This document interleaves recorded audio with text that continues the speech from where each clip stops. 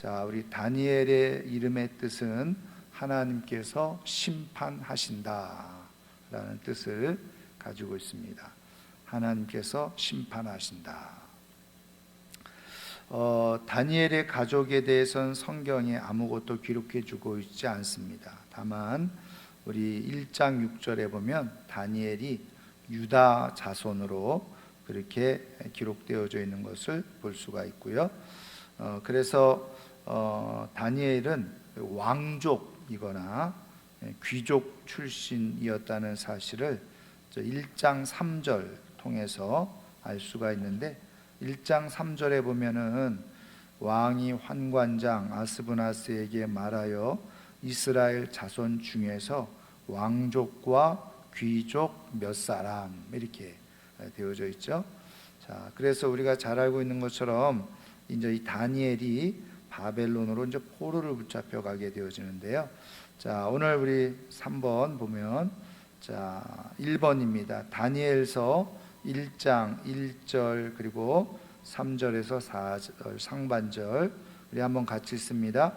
유다 왕 여호야김이 다스린 지 3년이 되는 해에 바벨론 왕 느부갓네살이 예루살렘에 이르러 성을 에워쌌더니 왕이 환관장 아스브나스에게 말하여 이스라엘 자손 중에서 왕족과 귀족 몇 사람 곧 흠이 없고 용모가 아름다우며 모든 지혜를 통찰하며 지식에 통달하며 학문에 익숙하여 왕궁에 설 만한 소년을 데려오게 하였고. 아멘.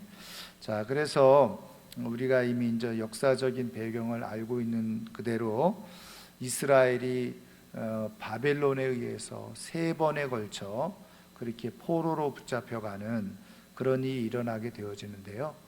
이제 1차는 지금 이 다니엘서에서 나와 있는 것처럼 여호야김 왕 3년, 그래서 이제 연대로 하면은 주전 605년이죠. 그래서 605년에 그렇게 1차로 바벨론에 포로로 붙잡혀 가게 되어지는데, 오늘 말씀에도 나와 있는 것처럼 다니엘과 우리의 세 친구 더불어서 여기 있는 왕족, 그렇죠?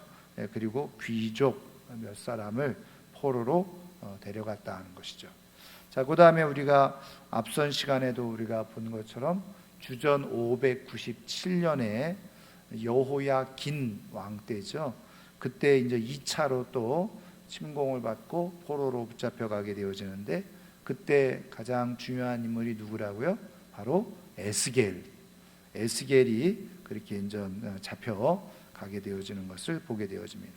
그리고서 주전 586년에 완전히 이제 예루살렘이 이제 멸망하게 되어지고, 그때 상당수 많은 포로들이 이제 붙잡혀가게 되어지는 그런 결과를 초래하게 되어졌습니다.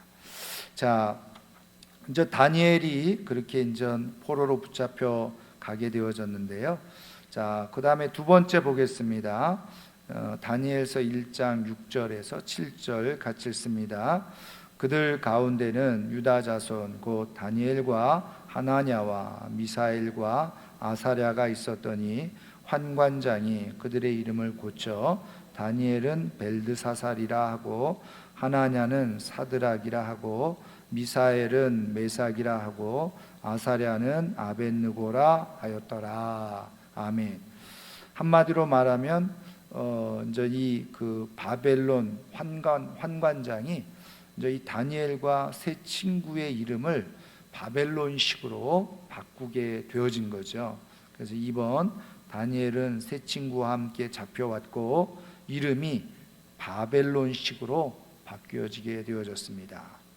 그래서 우리는 그냥 히브리식 이름 다니엘이 익숙해 있죠. 그러나 이제 우리가 성경에 보면 물론 이제 다니엘도 나오지만, 그러나 또 그 바벨론식 이름인 벨드사살도 또 왕들에 의해서 여러 번 이렇게 불려지는 것을 우리가 보게 되어집니다. 그런데 이제 재미있는 것은 이 세 명의 친구는 이 히브리식 이름으로 잘 불려지지 않고, 우리가 이제 성경을 읽어보면 바로 이 바벨론식 이름으로 잘 불려져 있고, 또 우리들도 그 이름에 익숙해 있는 것을 보게 됩니다. 어쨌든 지금 이 바벨론이 이 그 이름을 바꿨다.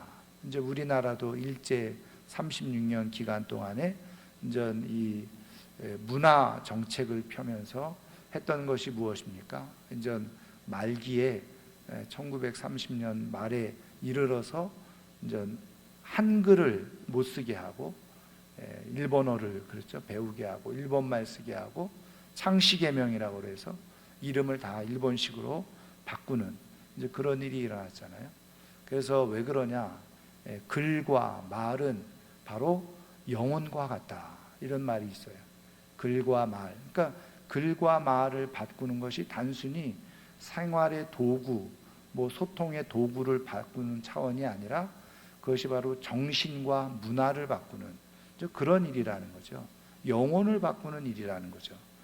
그런 의미에서 여기 이제 히브리식 이름을 바벨론식으로 이렇게 바꾸어서 불렀다고 하는 것은 이제 이 다니엘이나 이 세 친구의 어떤 정신, 그들이 가지고 있었던 정신을 바꾸고자 하는 그런 의도가 여기에 담겨져 있다는 것을 우리가 알 수 있죠. 여러분, 우리가 성경에도 보면요, 하나님께서 예수님이 오셔서 이렇게 이름을 바꿔주시는 경우가 있죠. 가장 대표적인 사람이 누구였죠? 바로 베드로잖아요. 베드로.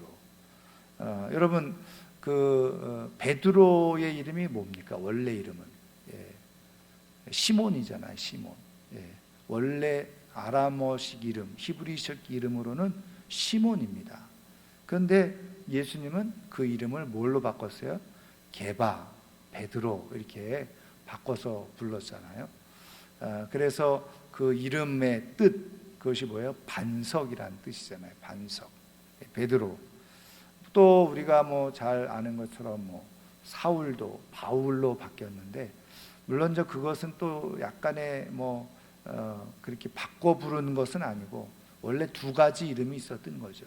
하나는 이제 히브리식 이름으로는 사울이었고, 그리고 이제 그 당시에 통용되던 이 헬라식 로마식 이름이 바로 바울이었던 겁니다.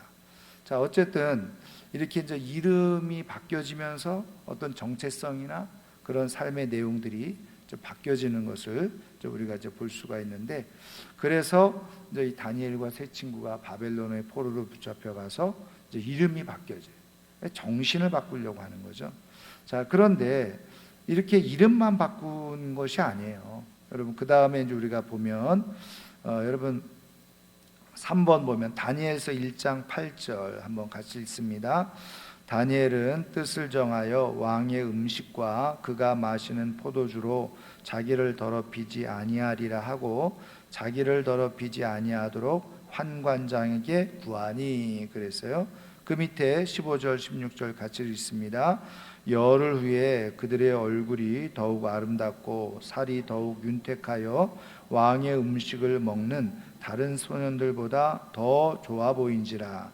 그리하여 감독하는 자가 그들에게 지정된 음식과 마실 포도주를 제하고 채식을 주니라. 아멘. 자, 그러니까 지금 뭐 이름도 바꾸고요. 그 다음에 이제 이 끌려온 포로들에게 무엇을요?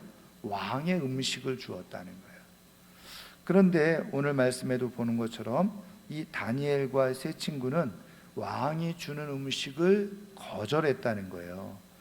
그러니까 이 환관장이 야, 그렇게 하면 안 된다 이렇게 얘기를 하니까, 왜냐면은 나중에 왕 앞에 서게 될 때 얼굴이 초췌해지고 그리고 그냥 쏙 말라가지고 볼품 없어지면은 환관장 내가 혼나게 되니까 안 된다. 그랬더니 이제 다니엘이 뭐라고 얘기합니까? 그럼 한 열흘 동안만 한번 시험을 해보자. 그래서 이제 왕의 음식을 먹지 않고 채식을 하게 되어졌다는 거죠. 그래서 열흘 후에 보니까 오늘 우리가 읽은 말씀 보니까 오히려 왕의 음식을 먹은 다른 소년들보다 훨씬 윤택이 나고 더 좋은 모습을 가지고 있었다는 것입니다. 그래서 여기에서 이제 중요한 것이 뭐냐? 바로 다니엘은 바벨론 왕의 음식을 거절하고 환관장의 허락을 받죠. 그리고 이제 채식을 먹게 되어진 겁니다.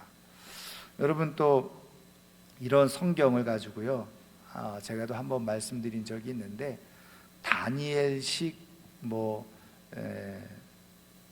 다이어트, 이렇게 다니엘식 다이어트 해가지고 채식만 먹는 그런 또 다이어트 방법이 있다는 거예요. 그리고서 하나님은 뭐 고기 먹는 거를 원하지 않으신다, 뭐 채식주의였다, 그렇게 또 가르치고 말하는 이상한 사람들이 있어요. 여러분, 다니엘이 지금 일부러 이렇게 그 채식을 하는 것이 아니잖아요. 여러분, 우리가 잘 아는 것처럼 다니엘은 본래 히브리 사람이잖아요. 여러분, 히브리 사람들, 다시 말하면 이스라엘 사람들의 주식이 뭐였어요? 이스라엘 사람들의 주식은 고기였습니다. 고기. 왜요? 목축업을 했잖아요. 목축업. 양을 길렀잖아요. 그러니까 주식은 바로 고기였다고요. 예. 그런데 지금 바벨론의 포로로 붙잡혀 와서 이제 왕의 음식을 먹게 하는데, 이 왕의 음식이라는 게 단순히 무슨 뭐 그냥 이게 고기가 있는 게, 고기만 있는 것이 아니었잖아요. 근데 왜 왕의 음식을 전 거절했느냐? 이제 이것을 해석하는 주석학자들은, 이 당시에 왕이 음식을 먹을 때는 일반적으로 다 신전에 신에게 제사를 드리고 나서 그 음식을 먹는 경우가 많이 있었다는 거죠. 그러니까 제사 음식이었다는 거예요. 그래서 그것을 가지고 다니엘은 뜻을 정하고 왕의 음식을 먹지 않은 것이다. 왜? 제사를 드렸던, 다른 신에게 드려졌던 음식이니까 그것을 먹지 않은 거예요. 그러니까 여기서 채식을 먹었다는 것은 뭐 단순히 채식이 건강에 좋아서 먹은 게 절대로 아니죠. 이것은 뭐를 표현하는 거예요? 나는 오직 하나님만을 섬기겠다고 하는 그런 결단을 보여주는 그런 모습이지, 뭐 건강을 위해서 뭐 채식을 했다, 이거 다 엉터리 해석이에요. 그래서 어쨌든 다니엘은 여기서 중요한 게 뭐예요? 뜻을 정했다는 거예요. 뜻을 정하고 세속의 음식들을 다 거절하고 하나님께서 말씀해 주시는 것을 따라서 행함으로 말미암아서 이렇게 뜻을 나타내는 그런 믿음의 모습을 가지고 있었다는 거죠. 자, 그 다음에 4번 보겠습니다. 다니엘서 1장 17절 같이 읽습니다. 하나님이 이 네 소년에게 학문을 주시고 모든 서적을 깨닫게 하시고 지혜를 주셨으니 다니엘은 또 모든 환상과 꿈을 깨달아 알더라. 아멘. 그러니까 다니엘과 이 소년들에게 뭐예요? 학문도 주시고 서적도 깨닫게 하시고 지혜를 주셨다. 그리고 다니엘에게는 특별히 어떻게 해요? 환상과 꿈을 깨달아 하는 그런 계시의 영까지 허락해 주셨다는 거예요. 여러분, 바로 이 다니엘과 세 친구가 어떤 결단을 했을 때요? 말씀드린 것처럼 뜻을 정하고 하나님의 이름을 높이고자 하는 그런 결단을 가지고 하나님 앞에 나아갔을 때, 하나님께서 이 다니엘과 세 친구에게 아주 특별한 그런 은사를 주신 거죠. 지혜를 주셨다는 것을 알 수 있습니다. 그래서 다니엘과 세 친구는 하나님으로부터 특별한 지혜를 얻게 되어졌습니다. 자, 그 다음에 5번 보겠습니다. 자, 다니엘서 2장 27절 28절 같이 읽겠습니다. 다니엘이 왕 앞에 대답하여 이르되, 왕이 물으신 바 은밀한 것은 지혜자나 술객이나 박수나 점쟁이가 능히 왕께 보일 수 없으되 오직 은밀한 것을 나타내실 이는 하늘에 계신 하나님이시라. 그가 느부갓네살 왕에게 후일에 될 일을 알게 하셨나이다. 왕의 꿈 곧 왕이 침상에서 머릿속으로 받은 환상은 이러하니이다. 아멘. 자, 이 내용이 이제 무슨 내용이냐면, 여러분 이 다니엘서를 읽어보면 다니엘서가 1장부터 12장까지로 되어져 있는데, 1장부터 6장까지는요 여러 가지 기적의 사건들을 통해서 다니엘과 세 친구가 어떻게 믿음으로 그렇게 살아갔나 하는 것을 실제적인 사건 속에서 보여주고 있는 그런 내용이라고 한다면 7장부터 마지막 12장까지는 이 다니엘이 경험한 특별한 하나님의 계시의 내용들, 그것을 이제 기록해 주고 있는 것이 7장부터 12장까지의 내용인데요. 그래서 그 다니엘서 1장부터 6장까지 장마다 특별한 사건들이 이제 기록이 되어져 있어요. 그래서 먼저 2장에는 어떤 내용이냐면 이 느부갓네살 왕이요 꿈을 꾼 겁니다. 그런데 이 꿈이 도대체 무슨 꿈인지 자꾸 고민이 되는 거예요. 번뇌가 일어나고. 그래서 오늘 말씀에 나와 있는 것처럼 여기 인전 술객, 박수, 점쟁이들 불러 모아가지고 하는 얘기가 이 꿈을 좀 해석을 하라고 얘기를 하는 거예요. 그랬더니 그러면 꿈을 들어야지 해석을 할 거 아니에요. 근데 이 느부갓네살 왕이 아주 괴팍한 왕인지 이렇게 얘기를 하는 거예요. 너희들이 그렇게 대단한 신령한 사람들이라면 내 꿈이 무슨 꿈을 꿨는지도 알아맞혀 봐라. 그렇게 얘기를 하는 거예요. 그래서 꿈 얘기도 안 하고 꿈도 너희들이 알아보고 또 그 꿈이 무엇을 의미하는지 한번 얘기를 해라. 그랬더니 다들 황당하잖아요. 그 꾼 꿈을 어떻게 알아맞힐 수 있어요? 그래서 그거를 알아맞히지 못하면 다 죽이겠다는 거예요. 그리고 그것에 누구까지 연관이 되어져 있어요? 여러분 13절 보세요. 13절 2장 13절 왕의 명령이 내림에 지혜자들은 죽게 되었고 다니엘과 그의 친구들도 죽이려고 찾았더라. 왜냐하면 이런 같은 역할을 하고 있었기 때문에 그런 거죠. 그러니까 이제 다니엘이 여기 14절에 보면 근위대장 아리옥을 찾아가서 얘기를 합니다. 시간을 주시면 내가 왕이 꾼 꿈과 그 해석까지도 다 알겠습니다. 그리고 이제 돌아와 가지고는 친구들에게 기도를 요청을 하죠. 그래서 같이 이제 기도를 하게 되어집니다. 그리고 나서 하나님께서 가르쳐 주시는 그런 지혜를 가지고 왕 앞에 나가서 왕이 꾼 꿈이 무엇이고 그리고 그 꿈의 내용이 의미가 뭔지 해석을 다 해주게 되어지죠. 그래서 이제 꿈의 내용이 뭡니까? 이제 이 느부갓네살 왕이 이제 큰 신상을 보는 거예요. 근데 머리는 뭐 금이고 팔과 뭐 가슴은 은이고 그 다음에 뭐 이 배는 뭐 노쇠고 그 다음에 넓적다리 노쇠고 그 다음에 이 다리는 또 쇠고 그 다음에 발은 진흙하고 쇠하고 막 뒤섞여져 있는 이제 이런 형태의 신상을 좀 보았다는 거죠. 그럼 전 그거 의미가 뭐냐?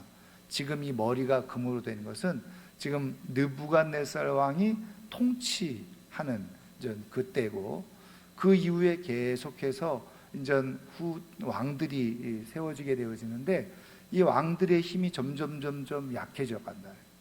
약해져 가고 결국은 뜨인 돌이 그 신상을 쳐서 부서뜨리게 되어지는데 뜨인 돌에 의해서 다 이제 무너지게 되어지는 그런 결과를 초래하게 되어진다는 것을 해석을 해주게 되어진 거예요.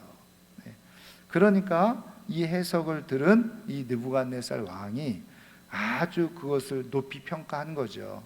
그래서 오늘 여러분 다니엘서 2장을 보세요. 2장 46절 뒷부분에 보시면 이렇게 됩니다. 이에 느부갓네살 왕이 엎드려 다니엘에게 절하고 명하여 예물과 향품을 그에게 주게 하니라. 그러면서 49절에 어떻게 됩니까? 왕이 또 다니엘의 요구대로 사드락과 메삭과 아벳느고를 세워 바벨론 지방의 일을 다스리게 하였고 다니엘은 왕궁에 있었더라. 이것을 통해서 이제 말 그대로 정계에 진출해서 통치자의 반열에 오르게 되어지는 그런 역사가 일어나게 된 거죠. 자, 그리고 나서 그래서 여기 5번은 뭐냐? 다니엘은 바벨론의 느부갓네살 왕의 환상을 해석을 해 주었어요. 꿈과 환상을 해석해 준 거죠. 자, 그런데 이제 여기에서 우리가 한 가지 우리가 살펴볼 말씀은 뭐냐면 44절 말씀을 한번 보시죠. 44절. 자, 한번 44절을 같이 읽겠습니다. 이 여러 왕들의 시대에 하늘의 하나님이 한 나라를 세우시리니 이것은 영원히 망하지도 아니할 것이요 그 국권이 다른 백성에게로 돌아가지도 아니할 것이요 도리어 이 모든 나라를 쳐서 멸망시키고 영원히 설 것이라. 아멘. 그래서 이 세상의 모든 나라들의 흥망성쇠를 주장하시는 분이 하나님이시라는 거예요. 그거를 전 설명을 하고, 그런데 모든 나라들은 다 어떻게 해요? 하나님이 다 세우시는데, 그런데 영원히 망하지 않는 나라가 세워지게 될 것이다. 마지막 결국은 영원히 망하지 않는 나라가 세워진다. 한마디로 말하면 하나님의 나라가 세워질 것을 이렇게 또 예고하고 있는 것을 우리가 또 볼 수가 있습니다. 자, 그 다음에 6번입니다. 6번. 예. 자, 다니엘서 3장 26절 27절 같이 읽습니다. 느부갓네살이 맹렬히 타는 풀무불 악이 가까이 가서 불러 이르되 지극히 높으신 하나님의 종 사드락 메삭 아벳느고야 나와서 이리로 오라 하매 사드락과 메삭과 아벳느고가 불 가운데서 나온지라. 총독과 지사와 행정관과 왕의 모사들이 모여 이 사람들을 본즉 불이 능히 그들의 몸을 해하지 못하였고 머리털도 그을리지 아니하였고 겉옷빛도 변하지 아니하였고 불탄 냄새도 없었더라. 아멘. 여러분, 이 3장은 너무나도 잘 알고 있는 그런 내용이죠. 느부갓네살이 금으로 된 신상을 만들죠. 그리고서 거기에 절하지 않는 사람들은 다 풀무불에 던져 넣겠다. 그런데 누가 절하지 않습니까? 바로 이 다니엘과 사드락 메삭 아벳느고, 이 세 친구가 이건 절하지 않게 된 거예요. 그래서 12절에 보세요. 12절에 보면 이렇게 이제 고발을 한 거죠. 주위에 이제 사람들이 고발을 해요.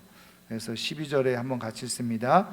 이제 몇 유다 사람 사드락과 메삭과 아벳느고는 왕이 세워 바벨론 지방을 다스리게 하신 자이거늘 왕이여 이 사람들이 왕을 높이지 아니하며 왕의 신들을 섬기지 아니하며 왕이 세우신 금신상에게 절하지 아니하나이다. 그래서 결국은 저 풀무불에 던져지게 되어집니다. 자, 그랬을 때 우리가 너무나도 잘 알고 있는 이 세 친구의 놀라운 신앙 고백이 나오게 되죠. 자, 17절 말씀 보세요. 17절, 18절 우리 한번 같이 읽습니다. 왕이여 우리가 섬기는 하나님이 계시다면 우리를 맹렬히 타는 풀무불 가운데에서 능히 건져내시겠고 왕의 손에서도 건져내시리이다. 그렇게 하지 아니하실지라도 왕이여 우리가 왕의 신들을 섬기지도 아니하고 왕이 세우신 금신상에게 절하지도 아니할 줄을 아옵소서. 아멘. 여기 보면 하나님은 분명히 계셔서 우리를 구원해 주실 것이다. 그런데 이 풀무불 가운데서 구원해 주지 아니하신다고 하실지라도, 이게 세 친구의 굉장한 고백이죠. 예. 그래서 신들을 섬기지도 않으냐 할 것더러 왕이 세우신 금신상에게도 우리는 절하지 않겠습니다. 차라리 뭐예요? 죽음을 택하겠다. 그렇게 결단을 내린 거죠. 그러니까 느부갓네살이 19절에 보면 분이 가득했다 그래서 화가 난 거예요. 그래서 풀무불을 몇 배요? 7배나 더 뜨겁게 했는데 그것이 얼마나 뜨거웠는지 그냥 그 풀무불 옆에 있던 사람들까지도 그냥 불타는 엄청난 불이 이제 있었던 거죠. 그리고 이제 이 세 친구를 던져 넣었어요. 자, 그런데 던져 놓았는데 여러분 놀라운 일이 생기죠. 24절 보세요. 24절. 자, 같이 한번 읽겠습니다. 그때 느부갓네살 왕이 놀라 급히 일어나서 모사들에게 물어 이르되 우리가 결박하여 불 가운데 던진 자는 세 사람이 아니었느냐 하니 그들이 왕에게 대답하여 이르되 왕이여 올소이다 하더라. 25절 왕이 또 말하여 이르되 내가 보니 결박되지 아니한 네 사람이 불 가운데로 다니는데 상하지도 아니하였고 그 넷째의 모양은 신들의 아들과 같도다 하고. 아멘. 여러분 보세요. 분명히 세 명을 던져 넣었잖아요. 그런데 지금 이 느부갓네살이 보고 깜짝 놀란 것은 뭐냐면 그 불 속에서 사람들이 걸어 다니는데 보니까 세 사람이 아니에요. 세 사람을 던져 넣었는데 네 사람이더라는 거죠. 그런데 그 넷째의 모양이 어떻게 해요? 신들의 아들과 같다. 여러분, 그래서 이들이 이제 이 불 가운데 던져졌을 때 함께 하셨던 분이 누구라는 거예요? 하나님의 아들이신 예수님이 그들 가운데 함께 하셨다. 이것을 누가 본 거예요? 느부갓네살 왕이 보게 된 거예요. 여러분, 오늘도 하나님께서요, 하나님의 이름을 걸고 자신의 삶을 하나님 앞에 온전히 던지게 되어질 때 우리 하나님이 함께 하시는 증거가 나타나게 되는 줄 믿으시기를 주님의 이름으로 축원합니다. 그래서 오늘 이 시대에 하나님이 찾고 있는 사람 누구냐? 바로 하나님께 자기의 생명을 거는 사람, 목숨을 거는 사람들, 그런 사람들에게 하나님의 역사가 나타나는 거죠. 자, 우리가 결국은 어떻게 됩니까? 너무나도 잘 알고 있는 그대로 우리가 오늘 읽은 말씀 그대로 이 세 명은 다 정말 털끝 하나 다 타지도 않고 냄새도 나지 않고 그렇게 살아나오는 역사가 일어나게 되어졌죠.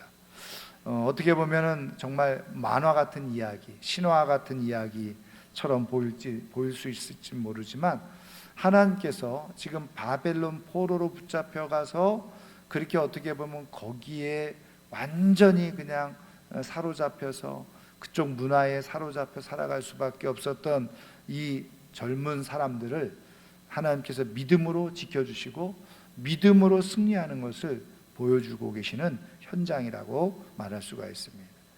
여러분, 시대가 아무리 악하고 그리고 어려워도요, 하나님이 택하셔서 사용하시는 사람들 하나님께서 지켜주시고 함께 하시는 줄을 믿으시기를 주님의 이름으로 축원합니다. 자, 그리고 우리가 이제 7번을 우리가 보겠는데요. 자, 7번 우리 한번 같이 읽겠습니다. 다니엘서 5장 25절 29절 말씀 같이 읽습니다. 기록된 글자는 이것이니 곧 메네메네 데겔 우 바르시니라. 그 글을 해석하건대 메네는 하나님이 이미 왕의 나라의 시대를 세워서 그것을 끝나게 하셨다 하며, 데겔은 왕을 저울에 달아보니 부족함이 보였다 하며, 베레스는 왕의 나라가 나뉘어서 메대와 바사 사람에게 준바되었다 함이니이다 하니, 이에 벨사살이 명하여 그들이 다니엘에게 자주색 옷을 입히게 하며 금사슬을 그의 목에 걸어주고 그를 위하여 조서를 내려 나라의 셋째 통치자로 삼으니라. 아멘. 여러분, 이 내용은 말씀 그대로 여러분 그 5장을 보면 벨사살 왕, 이제 느부갓네살 왕의 아들로도 나오고 후손으로도 나오는데, 이 벨사살 왕이 통치할 때에 큰 잔치를 벌이고 그렇게 흥겹게 이제 유흥을 즐기고 있는데, 이제 이 벽에 그냥 손가락이 나와가지고 글씨를 쓰는 거예요. 근데 그 글씨가 뭔지를 모르는 거죠. 그래서 역시 누구를요? 이 다니엘을 불러다가 그것을 해석하게 하는 거죠. 그래서 이 다니엘이 보니까 그 글씨가 뭐라는 거예요? 메네메네 데겔 우바르신이라고 하는 글씨예요. 근데 메네는 뭐냐? 하나님이 지금 다 세웠다. 하나님이 지금 당신의 나라를 계수하셨다는. 그 다음에 어떻게 해요? 그 계수하시고 끝나게 하셨고, 그 다음에 데겔은 뭐예요? 저울에 달아보니까 부족하더라. 그러니까 하나님이 이게 심판하시는 모습이죠. 그래서 우리의 인생도 하나님이 다 계수를 하시잖아요. 그리고 저울에 달아 보시잖아요. 그리고 어떻게 해요? 베레스 우바르신인데, 그 우바르신의 원형이 베레스예요. 베레스는 뭐냐? 나뉘었다는 거예요. 그래서 이 바벨론 제국이 메대와 바사라고 하는 나라로 나뉘어지는, 근데 나라의 멸망을 지금 예고하고 있는 이제 그런 내용의 말씀인데요.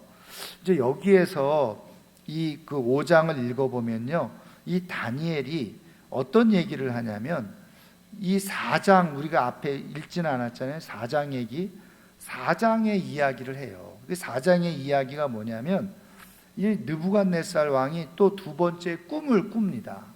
근데 그 꾼 꿈에 대해서 해석할 사람들이 없는 거예요. 두 번째 꿈은 뭐냐면, 큰 나무가 이렇게 세워지고 거기에 뭐 새들이 와서 깃들고 많은 열매로 많은 사람들이 이제 먹는데, 그게 어느 순간에 그 나무가 그냥 잘려지게 되어지는 거죠. 그 구루터기만 남는 그런 상황이 되어지는 거예요.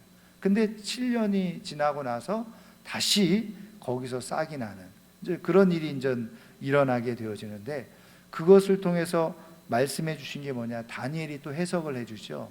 그래서 느부갓네살 왕이 그렇게 멋지게 통치를 하다가 쫓겨나게 된다는 거예요.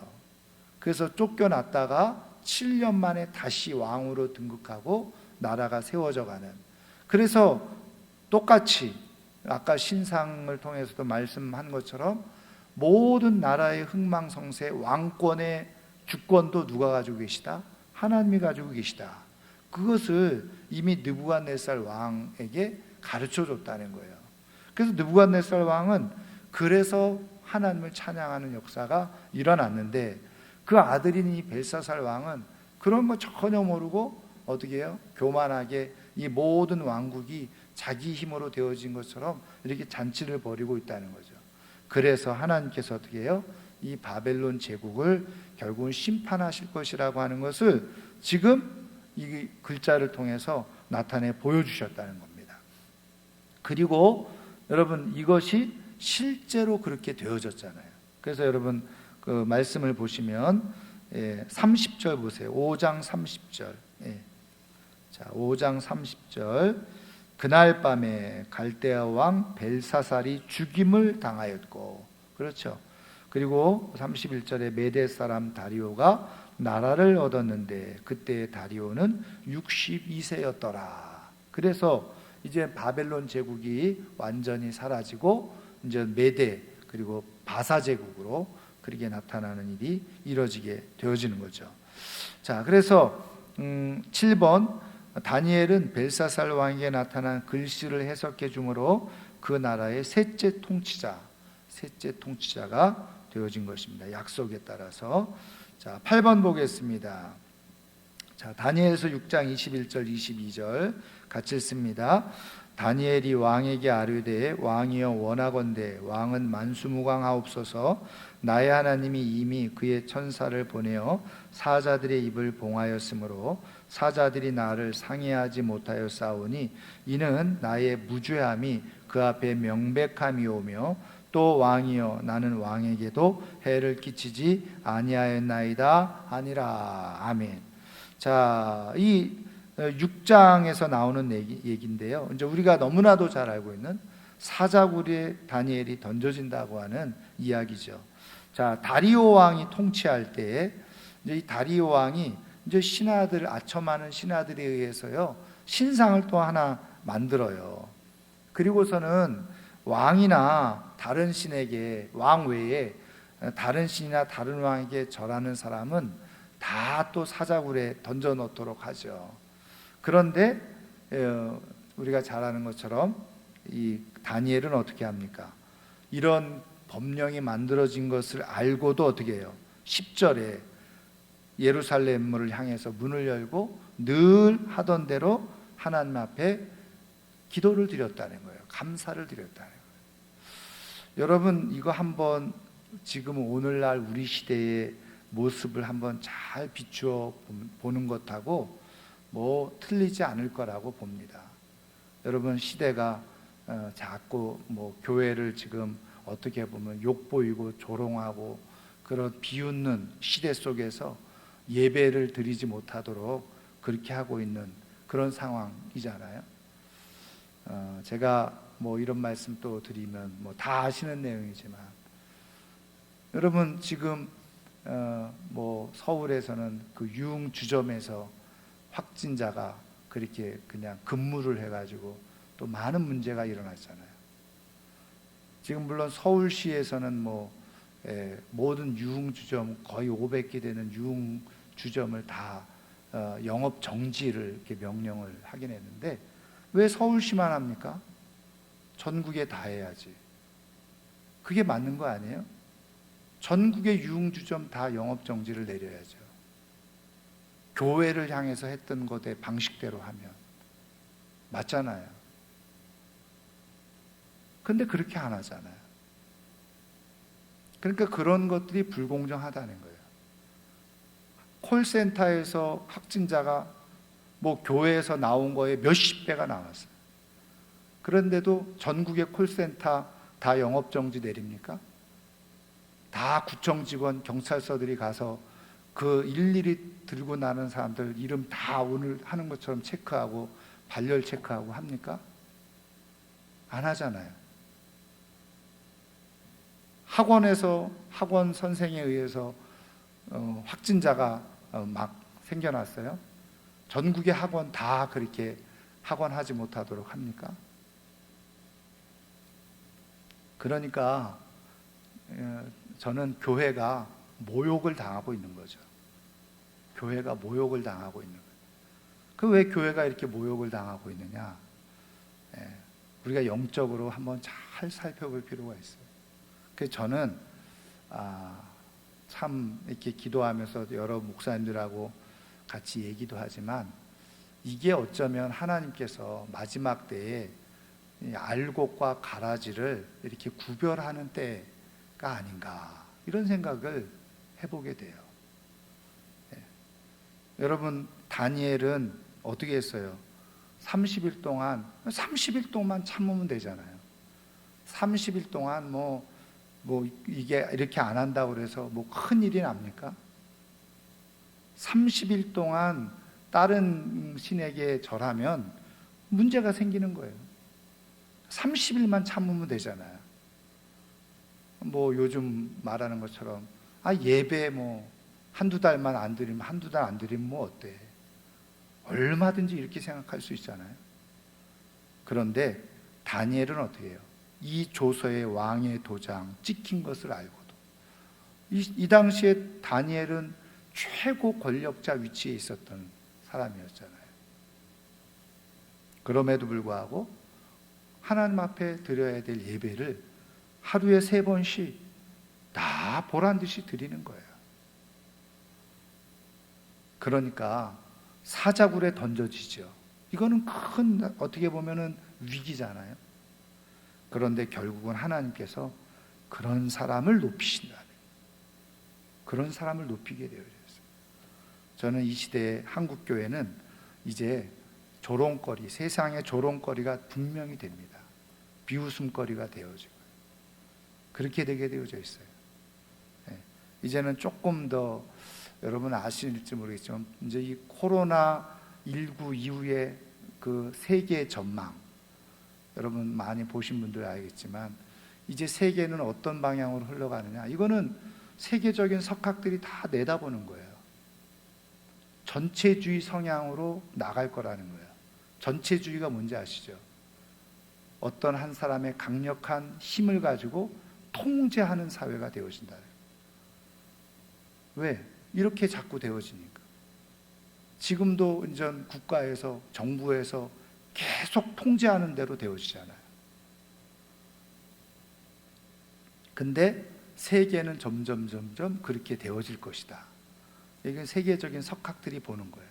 그런데 그런 상황 속에서 어떻게 시민들이 깨어 있어서 그런 것들을 막아서고 다시 건전한 민주주의 사회를 계속 유지해 나갈 것인지, 아니면 전체주의로 흘러가게 될 것인지. 왜냐하면 여러분 이미 아시는 대로 정보와 통신, 우리 신상이요 다 데이터화 되어 있어요. 그래서 우리가 어디 가면 다 어디 갔다는 흔적들이 다 남게 되어져 있어요. 그걸 가지고 미래 국가든 개인을 통제하기 시작할 거라는 거예요. 지금 이 코로나 사태가 그거의 정확한 빌미가 되어지는. 그러니까 앞으로 여러분 이런 얘기 또 하면, 여러분 그 김용민이라고 하는 사람이 방송에서 버젓이 나와서 얘기했잖아요. 지금 이제 선거철이자 선거 때잖아요. 그래서 대전에 있는 어떤 목사님이 동성애를 지지하면 절대로 안 됩니다. 동성애 지지하는 후보를 뽑으면 안 됩니다. 이렇게 설교를 했어요. 당연하잖아요. 근데 그걸 고발하겠다고 지금 나왔어요. 그렇게 설교한 것을. 그래서 지금 대형 교회들의 목사들의 설교를 모니터링하고 있다는 거예요. 설교를 감시하는 시대가 됐어요. 그러니까는 세상이 점점 왜 그렇게 자꾸 그러냐? 이제 교회를 마지막으로 잡아야 되거든요. 이게 이제 순서입니다. 권력을 잡는 사람들의 마지막 순서는 다 장악을 하면은 이제 교회만 잡으면 되는 거예요. 이때가 바로 그때다 하고 지금 이렇게 이제 하고 있는 거죠. 하여튼 우리가 정신을 차리고 깨어 있지 않으면요, 우리는 뭐 30일만 뭐 안 하면 되지 뭐. 만약에 다니엘도 그렇게 생각해 보세요. 하나님은 그런 걸 원하지 않으시는 거죠. 아니 예배드리다가 죽어도 하나님은 그걸 기뻐하시는 거죠. 다니엘은 그렇게 했다는 거예요. 죽을 각오를 하고 늘 예배하던 대로 예배를 드렸다는 거예요. 하나님은 오늘 이 시대에 이런 사람을 찾고 싶어 하죠. 근데 오늘날 뭐 신학이라고 하고 신앙을 가지고 있다고 하는 사람들이 다 이상해져 가지고 뭐 여러 가지 말로 호도를 하고 있지만, 그러나 예배는 예배인 거예요. 교회는 교회인 거예요. 그걸 우리가 분별하지 못하면 우리도 다 우리 영혼이 빼앗기게 되어져 있어요. 이 다니엘 시대의 이러한 바벨론 속에서 세상 문화 속에서 어떻게 믿음을 지켜가는지를 계속해서 우리에게 보여주고 알려주고 계시죠. 우리는 지금 정확하게 결단해야 될 때에 우리가 있어요. 그런 시기에 우리가 놓여져 있어요. 그래서 다들 지금 하는 얘기가, 정부에서 말씀드린 것처럼 학원에서 확진자 나왔으면 학원 다 문 닫게 하고 감시를 해야 되고, 유흥주점에서 그런 일이 나왔으면 전국에 있는 유흥주점 다 못하게 하고 교회처럼 똑같이 해야 되고, 그리고 유흥주점 앞에 가가지고 우리 교회 앞에 와서 일일이 다 제대로 하고 있는지 체크하는 것처럼 그렇게 해야 되고, 그게 정상이잖아요. 그렇게 하면 교회를 박해하는구나, 핍박하는구나, 그렇게 안 여긴단 말이에요. 그렇잖아요. 공정하게 똑같이 하니까. 그런데 왜 교회는 전국에 있는 5만 교회를 다 체크를 합니까? 뭐가 이상하지 않아요? 하여튼 우리가 영적으로 잘 깨어있지 않으면 시대가 하여튼 이상한 시대가 되어졌어요. 우리가 기도해야 될 때인 줄 믿습니다. 자, 그래서 어쨌든 8번 보겠습니다. 8번, 다니엘은 다리오 왕 때 사자굴에 던져졌지만 구원을 얻어 하나님을 높이게 되어져요. 그래서 이 사자굴에 던져지는 건 위기죠. 근데 결국은 어떻게 합니까? 그 다리오 왕이 나와가지고는요, 하나님을 높이잖아요. 그러니까 믿음을 우리가 지키고 우리가 지켜야 될 걸 제대로 지키면 위기는 와요. 힘든 순간은 있죠. 박해도 당연히 받죠. 근데 나중에는 결국은 하나님이 하시는, 하나님이 영광 받으시는 일이 반드시 나타나요.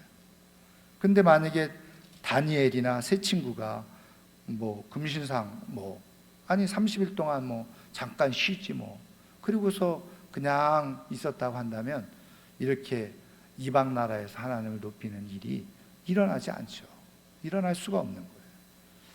자, 그 다음에 마지막 9번 보겠습니다. 마지막 9번. 자, 다니엘서 7장 15절부터 17절 같이 읽습니다. 나 다니엘이 중심에 근심하여 내 머릿속에 환상이 나를 번민하게 한지라 내가 그 곁에 모셔 선자들 중 하나에게 나아가서 이 모든 일의 진상을 물으매 그가 내게 말하여 그 일의 해석을 알려주며 이르되 그 내 큰 짐승은 세상에 일어날 내 왕이라. 그래서 다니엘은 앞으로 되어질 환상을 보고 해석도 듣게 되어졌습니다.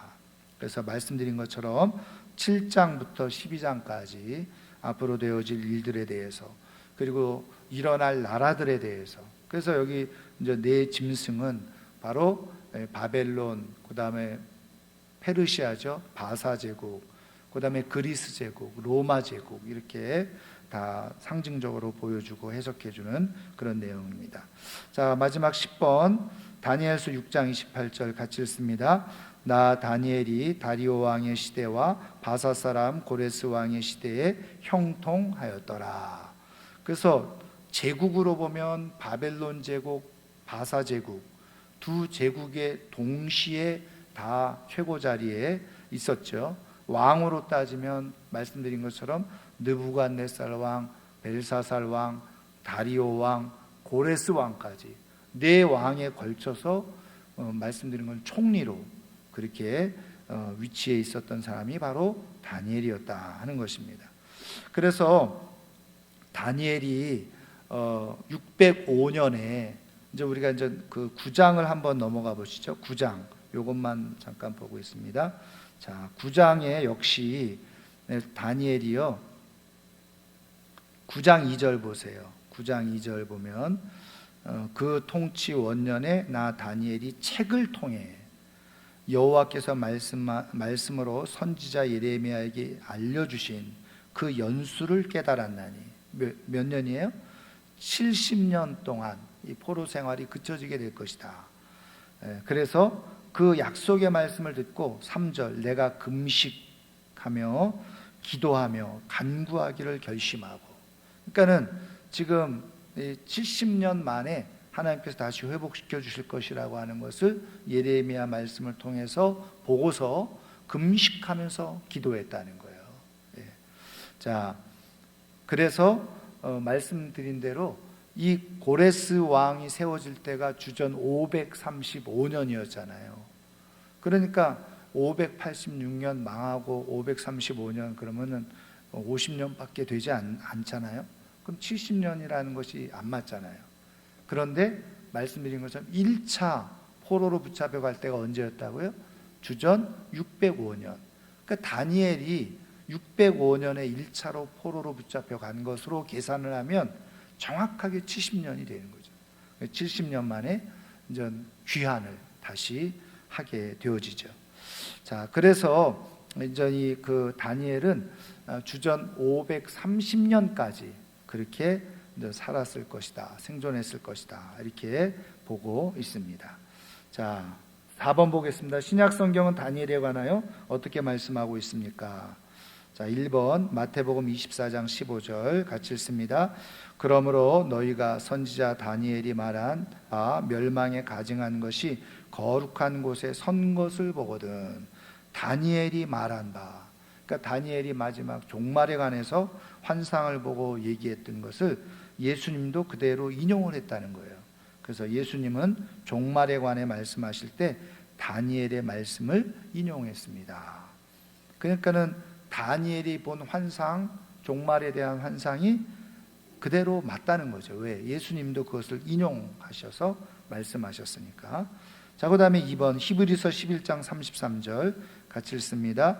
그들은 믿음으로 나라들을 이기기도 하며 의를 행하기도 하며 약속을 받기도 하며 사자들의 입을 막기도 하며 그랬죠. 여기 보면 사자들의 입을 막았다. 사자굴에 던져졌을 때 거기서 보호되어지는 그런 전 역사가 있었던 것을 말씀하고 있는 거죠. 그래서 히브리서는 다니엘을 믿음의 사람으로 기록을 하고 있습니다. 자, 그래서 5번 다니엘을 통하여 교훈하시는 말씀은 무엇입니까? 1번 하나님은 다니엘이 그 1장에서 나와 있는 것처럼 뜻을 정하고 행동하는 사람을 통해 역사하십니다. 여기서 뜻을 정했다. 그러니까 하나님의 말씀의 뿌리를 정확하게 내리고 하나님께서 말씀하시는 대로 행동하는 것을 뜻을 정하고 행동하는 거죠. 그런 사람을 통해서 하나님은 역사를 나타내시죠. 자, 2번 보겠습니다. 하나님은 기도의 사람들을 돌보시고 축복하십니다.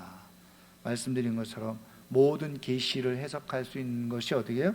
기도했었고, 또 풀무불 앞에서도 세 친구가 기도했고, 또 다니엘도 사자굴에 던져질 때 하루에 3번씩 기도하는 자리에서 기도했고, 하나님은 기도의 사람을 돌보시고 축복하신다. 자, 마지막입니다. 3번. 하나님은 하나님을 높이는 사람을 반드시 높이십니다. 하나님을 인정하고 높이는 사람, 하나님께서 그런 인생을 반드시 높여주세요. 오늘 우리들의 삶이 정말 이 다니엘 말씀을 통해서, 또 다니엘을 통해서 이 시대에 우리가 어떤 믿음의 모습을 가지고 하나님 앞에 우리가 살아야 되는가 잘 분별해서 혼돈에 빠지지 않고 말씀에 잘 세워져서 이 시대에 하나님을 높이는, 그래서 하나님께서 우리를 높여주시는 그런 영광의 삶을 살아갈 수 있는 하나님의 사람들 되기를 주의 이름으로 축원합니다. 자, 말씀을 생각하면서